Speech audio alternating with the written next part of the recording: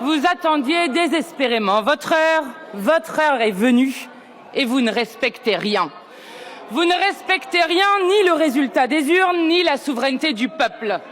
Votre gouvernement recycle les artisans du malheur de la France pour jouer dans la morosité le requiem de la Macronie.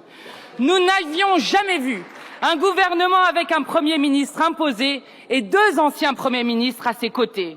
L'un est tristement connu pour la déchéance de nationalité, la loi travail et pour avoir déjà trahi le résultat d'un vote. Battu en France, il s'en est allé perdre les élections en Catalogne avant de revenir dans votre gouvernement de défaite et de défaits. L'autre est réputé pour le passage en force de l'indigne réforme des retraites et la répression du plus grand mouvement social depuis mai 68, une réforme menée contre l'Assemblée nationale, contre les syndicats et contre le peuple. À deux, ils ont battu le record de 40 ans d'utilisation du 49.3. Votre ministre de l'Intérieur s'est illustré par ses déclarations racistes en qualifiant une partie de nos concitoyens de Français de papier. Il s'improvise en diplomate avec l'Algérie, mais n'est en finalité qu'un piètre agitateur. Pour qui se prend Bruno Retailleau à vouloir provoquer une tension insupportable pour des millions de Français qui vivent une relation directe d'affection et de fraternité respectueuse avec le peuple algérien. Autour de vous figurent les acteurs d'une 5e République finissante, arc-boutés sur la défense du monarque présidentiel, contre l'expression du suffrage universel et la souveraineté populaire. La leçon de l'été dernier a pourtant le mérite de la clarté. Macron doit partir après la 3e élection perdue depuis 2022. Son fameux projet, comme il le hurlait en 2017, est massivement rejeté par les Français. Démanteler la République sociale, affaiblir les services publics, comprimer davantage les salaires, gouverner par la matraque, ignorer l'urgence écologique, concentrer le pouvoir et les richesses dans une poignée de main, humilier la France à l'international. Le pays est épuisé de ce président et de sa politique. Vous ne respectez pas le suffrage universel et vous abaissez la France. Lorsque des membres de votre gouvernement et vous-même rendez plus ou moins discrètement hommage à Jean-Marie Le Pen, vous vous asseyez sur le sens du scrutin du 7 juillet dernier. Le peuple de France a battu l'extrême droite car il se rappelle de quel bois elle est faite.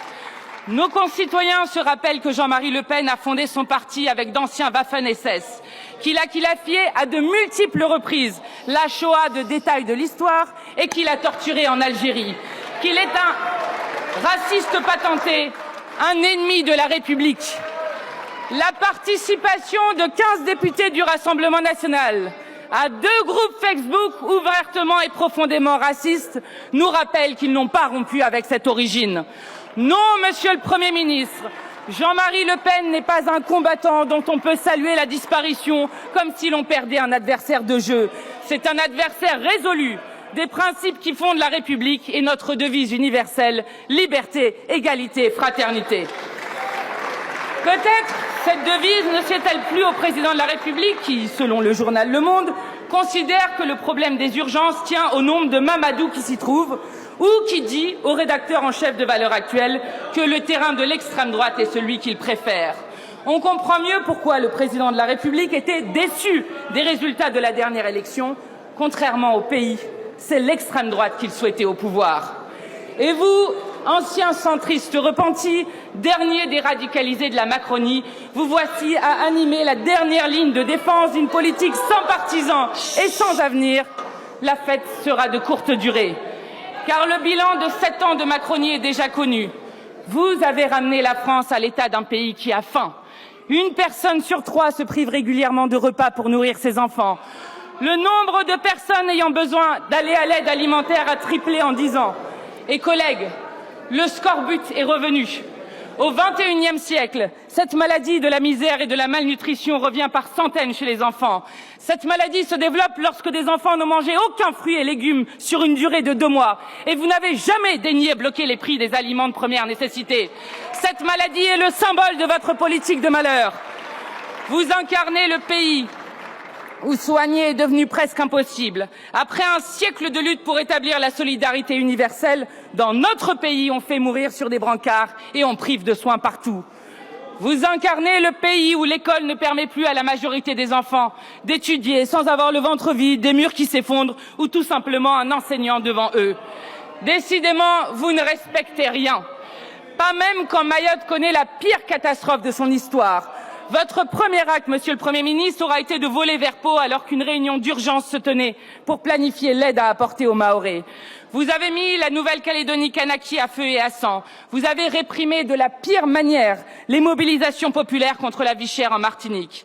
Avez-vous entendu le président de la République s'adresser aux Mahorais, leur dire qu'ils seraient 10 000 fois plus dans la merde s'ils n'étaient pas en France?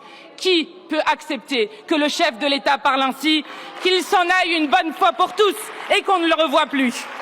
L'hôpital est en ruine, l'école en lambeaux, Mayotte est à terre. Ce département où la population, composée pour moitié d'enfants, se retrouve à manquer de tout, d'eau, de nourriture, d'électricité, d'un toit sur la tête, et vous pensez encore à faire 50 milliards d'économies.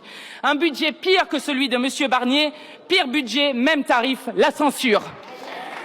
Vous ne respectez rien au point d'ignorer parfois jusqu'au sens des mots que vous employez. Vous avez été, dites-vous, responsable de la planification.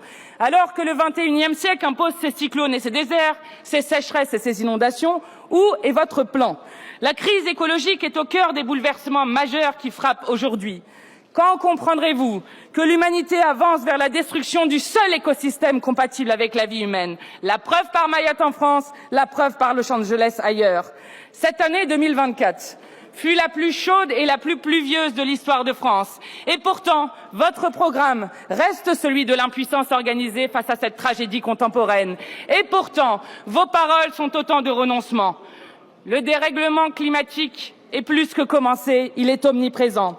Ce sont les structures de production et de consommation qu'il faut changer, des investissements d'avenir qu'il faut opérer, tout cela financé par le partage des richesses. Enfin, il nous faut gouverner à partir des besoins sociaux et écologiques.